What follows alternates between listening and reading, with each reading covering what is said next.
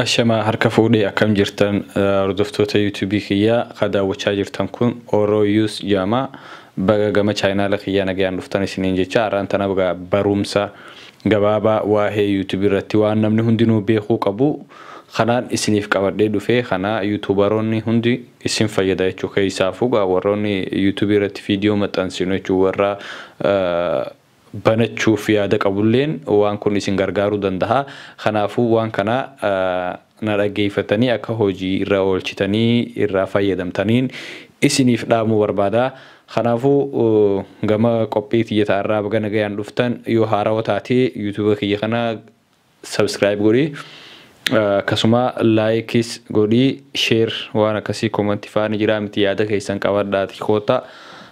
Yaada keessan kan isin komentii jalatti isinaaf qabdan hundaa'uu gama viidiyootiin isiniif deebisaa isiniifis deebisaatiin jira. Kanaafuu warroonni hanga ammaatti na hordofaa subscribe na godhaan jajjabeessaa turtan hedduu galatoomaan isiniin jaa. Kallattiidhaan gama yaada keeyyatti ogguun dabru inni tokkoffaan waa'ee YouTube irratti viidiyoo maxxansuuti jechuun jabaaniin irraan tanaan qabadhe. Viidiyoo copyrightii akkamitti firraa beekuu dandeenya, akkamitti copyrightiin kana miidhaan isii maali, kajoo eegaan isinii hime boodaan copyrightiin kun maal akka fakkaatu viidiyoodhaan isinittiin argisiisaa jechuu channel kiyya irratti.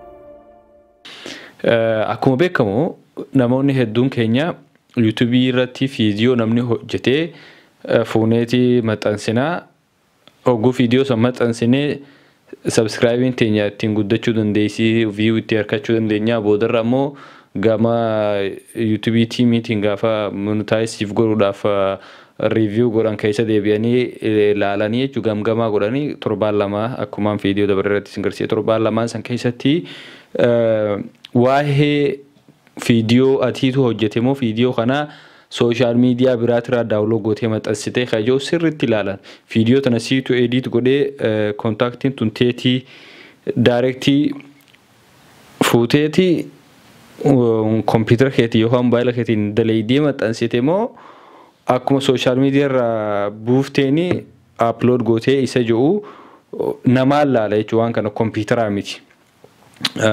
Human review wanni namni ilaalu kun ammoo hedduu jabaadha. Uummata baratee ilaalaa viidiyoo tana bika isin irraa dhufte takka beekuu danda'a.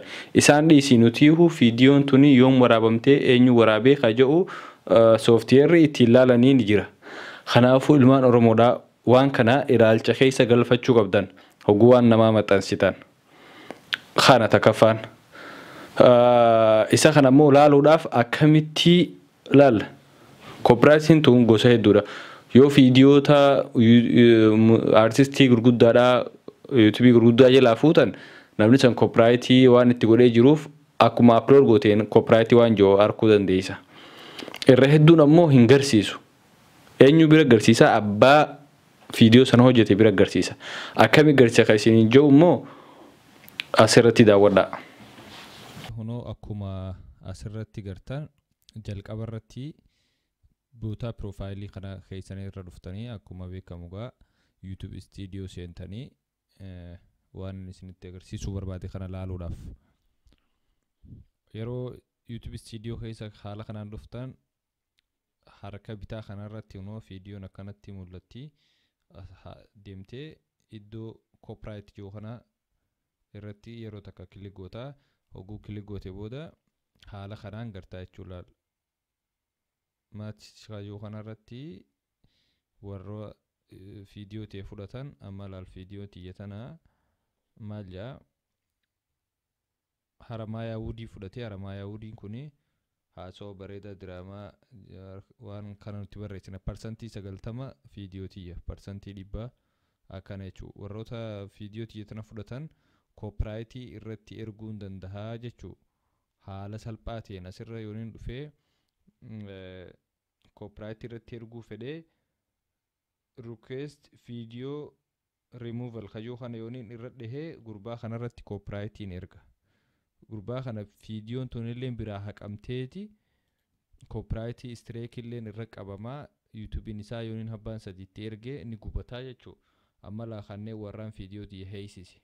no viidiyooleen isin gartan kun asirratti nu agartala remove request kaju hundi warraan heeysisee jechuu kanaafuu wanni copyright kun si biratti hin garsiifne malee namoota biratti ni garsiisa asumaanuu barattanii jirtan nama copyright viidiyoo teessan fuudhee asiin arkuu dandeessan iddoo tana yeroo dhuftan copyright gubbaa gisee dhuftan match kajuu kanarratti dhoytanii achi booda haala kanaan laaltanii nama viidiyoo teessan fuudhee heeysisuu dandeessan yookaan message itti erguu dandeessan contact channel kajuu kanaan message itti erguu dandeessan yookaan ammoo heeysiftanii akka inni haqamee copyright illeen irratti qabamtu godhuu dandeessanii jechuu kanaaf if eeggannoon barbaachisaa.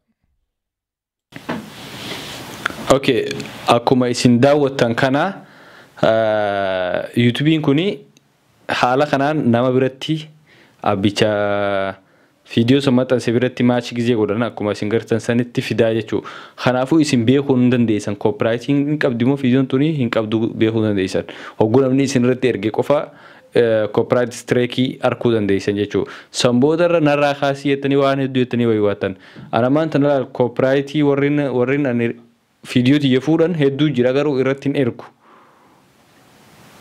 yoona aarsan ammoo erguun danda'a namaan beeku faa irratti hin ergu saniifuu namni waliif hirrifatu if eeggannoodhaan waan maxxansita waan keessan hojjedha ammallee krediitii namaa kannu fakkeenyaaf viidiyoo nama tokko yoo fuutee gaafa maxxansitu ediitillee gootee keessa deebitee viidiyoo san bikka irraa fudhattee fi maaliif akka fudhattee viidiyoo teetii wajjin walitti hidhaatee akkasitti krediitii nama saniif beekamtii kannitee viidiyoo san maxxanfachuu dandeessa. Waan kana sirriitti jabeessineef irraa eeguu qabna. Yoo ati ammoo waan bareedduu hojjettee namnilleen si deeggaraa nutilleen isin deeggaraa sheerillee isiniif goona. Kanaafuu viidiyoo namaa daawloo gootanii waan namni itti laffa'ee waa meeqa itti godhe kana fuutanii maxxanfachuu irraa if qusadhaa isiniin jennaa haa wal guddifnuu yuutuubaroota Oromoodhaa haa guddifnuu warroota artistoota Oromoo haa guddifnuu namoota yuutuubii irra waa barsiisan barumsa garaagaraa barsiisan haa guddifnu. Yoo gartee nama gama wanni dhaa jechuun viidiyoo gabbuusuudhaaf intarneeta qofa fayyadamtee dalagaa namaa san fuutee kan itti taphattu taate nama sanilleen barumsisaa san haala ittiin dabarfatu isaa fi hawaasa jidduu akka waliin garreeffaa gufuu taataa jechuudha. Kanaafuu at least yoo gartee waan namaa beekumsaniin qabaa fuudhadheetiin edit godhee keessa deebi'etti illee krediita abbaasa waan hojjetisaniif kanne namni daayirektii waan kana waan bareedduu takka nama hojjete daayirektii isaa wajjin wal qunnamuu barbaadaa jechuudha. Yaada uummata irraa waan fudhatuuf kanaafuu waan kana isinis sirreeffadhaa isinis ni fayyadaa barumsiin irraan tan dabarsa kun hedduu isin fayyadaa irraa baradhaa yuutuubiin keessan akkamitti isiniif sirraa waan jiru hunda barumsa kutaa takkaffaa lammaffaa sadaffaarraa na hordofuu ni dandeessanii jechuun hanga 4 deemnee jirra. Kun ammoo dhaamsa addatti aan waraabee kun dhaamsa warra yuutuubarootaati fi kanaafuu jabaadhaa waan gaarii uummataaf dabarsaa kanumaan isiniin jaa nageetti.